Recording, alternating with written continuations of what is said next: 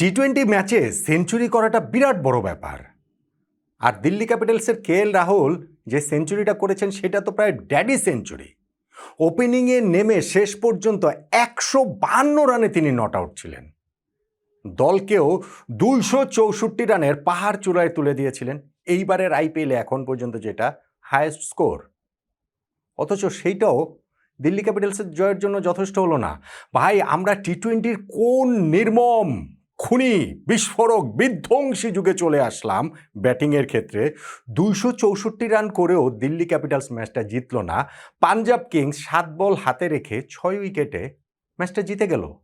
হ্যাঁ, পাঞ্জাব কিংস এখন পর্যন্ত এইবারের আইপিএলে তারা অপরাজেয়। যেই 6টা ম্যাচ তারা খেলেছে, কেবলমাত্র কলকাতা নাইট রাইডার্সের সঙ্গে ম্যাচটা বৃষ্টিতে ভেসে গেছে, বাকি 5টা ম্যাচই তারা জিতেছে। কিন্তু দিল্লি ক্যাপিটাল যখন 264 রান করে তখন তো মনে হচ্ছিল সিজনে প্রথম পরাজয় এই পাঞ্জাব কিংসের হতে যাচ্ছে। কিসের কি, তারা 264 রানের পাহাড় টপকে জিতে গেল।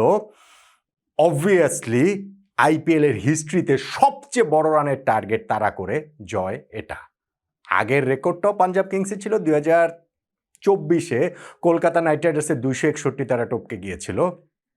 নিজেদের রেকর্ডটা এবার তারা আরও একটু বাড়িয়ে নিল এবং সেই সঙ্গে ওই সদম্ভ ঘোষণাটাও বোধহয় মিশে রইল যে গতবারের ফাইনালিস্ট পাঞ্জাব কিংস এইবারের আইপিএলের শিরোপা জয়ের জন্য কি এখন 1 নম্বর ফেভারিট। দেখুন, শুরুতেই আপনার একটুখানি মন খারাপ করতেই হবে কেএল রাহুলের জন্য। হ্যাঁ, ঠিক আছে, আইপিএলে সেঞ্চুরি করে ম্যাচ হারাটা এখন আবার একটা নিউ ট্রেন্ড হয়ে যাচ্ছে। কেএল রাহুলের এইটা আইপিএলে এই সিজনে 7th সেঞ্চুরি ব্যাটসম্যানের কাছ থেকে এসেছে। এর মধ্যে তৃতীয় ব্যাটসম্যান হিসেবে তিনি পরাজিত দলে থাকলেন। আগের দিনই সাই সুদর্শনের ক্ষেত্রে সেটা ঘটেছে এবং তারও আগে এইটা আমরা দেখেছি কুইন্টন ডিককের ক্ষেত্রে এবং এইখানটাতে কেএল রাহুল। কিন্তু তারপরও কেএল রাহুল এরকম একটা ইনিংস খেলার পরও পরাজিত দলে থাকতে হবে তাকে কেন? তাদের ইনিংসের শুরুতেই যেমন প্রথম নিশাঙ্কার উইকেটটা চলে গেছে পাওয়ার প্লেতে, তারপর তারা 1 উইকেটে 68 রান তুলেছে, 10 ওভার শেষে ওই 1 উইকেটে 102 রান। এরপরে তারা যে এক্সিলারেশনটা করেছে 11 থেকে 15, ওই 5 ওভারে 87 রান নিয়েছে, শেষ 5 ওভারে আরও 75 রান নিয়েছে, 264 রান করে ফেলেছে। কেএল রাহুল তার ওই ইনিংসটাকে যেইভাবে তিনি প্লেস করেছেন এবং সেইটাতে আইপিএলের হিস্ট্রির এই সিজনের সর্বোচ্চ স্কোর তো বটেই, সর্বকালও যদি হিসাব করি 3 নম্বরে এই কেএল রাহুলের ইনিংসটা। ক্রিস গেইলের ওই 175, তারপরে ব্রেন্ডন ম্যাকালামের 158, তারপরে এই কেএল রাহুলের 152। ওই দুইটা ম্যাচে তো গেইল এবং ম্যাকালামের দল বিশাল ব্যবধানে জিতেছিল, কিন্তু কেএল রাহুলকে পরাজিত দলে থাকতে হলো। তাদের ওই যে শুরুতে 1 উইকেট চলে যাবার পর সেকেন্ড উইকেট পার্টনারশিপে 220 রান নীতিশ রানের সঙ্গে অ্যাড করেছেন এই কেএল রাহুল, যেখানে নীতিশ রানও 44 বলে 91 রানের একটা ইনিংস খেলেছেন। সেঞ্চুরিটা তিনিও আসলে পেতে পারতেন, পেলেও যে আসলে খুব একটা লাভ হতো ওইটা তো পাঞ্জাব কিংসের চেজ দেখে মনে হয়নি। 264 রান তারা করতে নেমে পাঞ্জাব কিংস শুরু করেছে স্প্রিন্টের গতিতে। এইটা করা ছাড়া কোনো উপায়ও ছিল না, তাই বলে পাওয়ার প্লের 6 ওভারে 116 রান। প্রাভসিমরন সিং এবং প্রিয়াংশ আরিয়া তাদের ওই পাওয়ার প্লেতে যেই ব্যাটিংটা করেছেন সেইটাই পাঞ্জাব কিংসকে হোপ দিয়েছে এবং এর 6th ওভারটা, 6 ওভার 116 তো, 6th ওভারটাতে প্রাভসিমরন সিং মুকেশ কুমারকে 6 বলে 6টাই 4 মেরেছেন। 116 রান পাওয়ার প্লেতে, এইটা আইপিএলের হিস্ট্রিতে সেকেন্ড সর্বোচ্চ স্কোর, সানরাইজার্স হায়দ্রাবাদের 125 পেরিয়ে। আর এরপরে গিয়ে একটুখানি কামব্যাক করার চেষ্টা করেছিল বটে সেই জায়গাটাতে পাঞ্জাব কিংসের বিপক্ষে দিল্লি ক্যাপিটালস। তারা পাওয়ার প্লে শেষে অক্ষর প্যাটেল এসে উইকেটটা তুলে নেন, 17 বলে 43 রান করা প্রিয়াংশ আরিয়ার। এরপরে কুলদীপ যাদব তিনি আউট করে দেন প্রাভসিমরন সিংকে, যিনি 26 বলে 76 রানের মনে একটা বিস্ফোরক বিধ্বংসী প্রায় 300 স্ট্রাইক রেটে ব্যাটিং করে একটা ইনিংস খেলেছেন এবং কুলদীপ তার নেক্সট ওভারটাতে কুপার কনলিকেও আউট করেন। তখন একটুখানি ম্যাচে কামব্যাকের মতো অবস্থা তৈরি হয়েছিল বটে দিল্লি ক্যাপিটালসের, কিন্তু শ্রেয়াস আয়ার ছিলেন।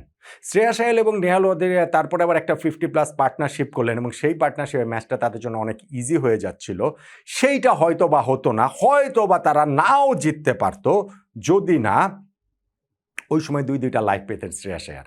6 ওভারে 72 রান প্রয়োজন, পার্টনারশিপ হয়ে গেছে, হাতে আছে 7 উইকেট। জিনিসটা হচ্ছে কি অনেক বেশি মানে অত একটু হলেও ফেভারে ছিল পাঞ্জাব কিংসের, কিন্তু ওইখান থেকে যখন আউট হয়ে গেলেন নেহাল ওয়াদেরিয়া এবং তিনি হচ্ছে গিয়ে ওই লং অন বাউন্ডারিতে ক্যাচ ধরেছেন করুণ নায়ার, ওই ওভারটাতেই তো এই পাঞ্জাব কিংসের ক্যাপ্টেন শ্রেয়াস আয়ার ক্যাচ দিয়েছিলেন, কিন্তু লং অফে এইবার সেই করুণ নায়ার ক্যাচটা ফেলে দিলেন।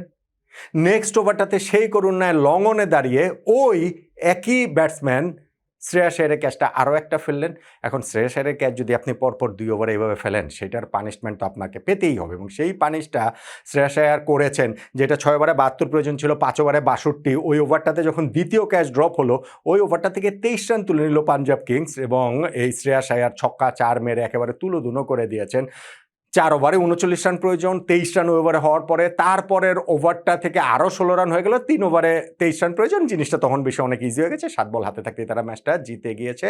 শ্রেয়াস আয়ার এইখানটাতে তিনি একটা দুর্দান্ত নক খেলেছেন, কত 36 বলে কত 71 রানের এরকম একটা অসাধারণ নক তিনিও আসলে খেলেছেন, এবং তার ওই আনবিটেন নকেই 7 বল হাতে থাকতেই জয়ের বন্দরে পৌঁছে যায় পাঞ্জাব কিংস। এখন এই যে ম্যাচটা হলো, সেই ম্যাচটাতে আপনি টার্নিং পয়েন্ট কোনটাকে বলবেন?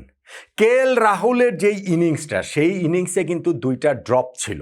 তিনি যখন 12 রানে ওই সময় হচ্ছে গিয়ে একটা ড্রপ হয়েছে, এবং শশাঙ্ক সিং, এবং তিনি যখন হচ্ছে গিয়ে 50 জাস্ট করেছেন, তারপর বোলার তার হচ্ছে গিয়ে রিটার্ন ক্যাচটা ধরতে পারেন, ওখানে আরও একটা ড্রপ রয়েছে। যদি এই ম্যাচটা দিল্লি ক্যাপিটালস জিততো, তাহলে অবশ্যই কেএল রাহুলের এই যে 2টা ক্যাচ ড্রপ, সেইটাকে টার্নিং পয়েন্ট বলা যেতে পারতো। যেহেতু ম্যাচটা জিতে গিয়েছে পাঞ্জাব কিংস, তাহলে কি শ্রেয়াস আয়ারের যে ক্যাচ ড্রপ 2টা হয়েছে, সেটাকে টার্নিং পয়েন্ট বলা যায়? অবশ্যই বলা যায়, কেননা ওই ক্যাচগুলো যদি 2টার যে কোনো একটা ধরতে পারলে, করুন না 2টা ক্যাচই ফেলেছেন, একটু আগে যিনি অত ভালো একটা ক্যাচ ধরলেন, তখন ম্যাচের রেজাল্ট অন্যরকম হলেও হতে পারতো। কিন্তু আমার কাছে টার্নিং পয়েন্ট সেইটাও ছাপিয়ে পাঞ্জাব কিংসের ওপেনিং পার্টনারশিপ, তাদের ওই পাওয়ার প্লে 6 ওভারে 116 রান তারা তুলে ফেলেছিল বলেই এই 264 রান চেস করার মতো একটা জায়গাতে চলে যেতে পেরেছে, চলে যাওয়ার মতো একটা জায়গা তৈরি হয়েছে।